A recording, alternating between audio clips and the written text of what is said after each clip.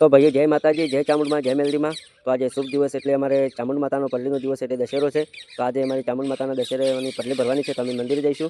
તો અમે મંદિરે આવી ગયા છે મારી ચામુંડમાં કુળદેવીના મંદિરે। તો તમને મારી ચામુંડ માતાના પહેલાં તમને દર્શન કરાવીશું। તો મિત્રો મારા ચામુંડ માતાના દર્શન કરી લેજો।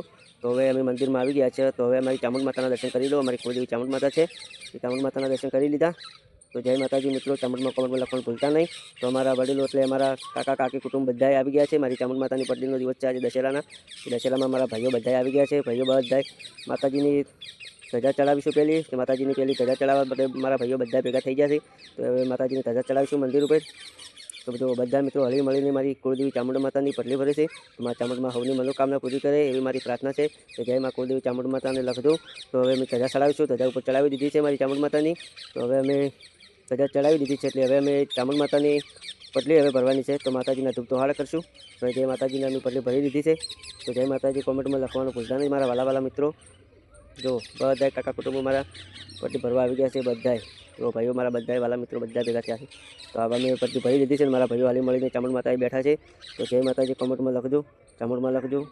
અને જેટલા પણ જો વિડીયો જોવો છો એટલા કોમેન્ટમાં જય ચામુંડમાં લખજો। જેને કુલદેવી ચામુંડા હોય તો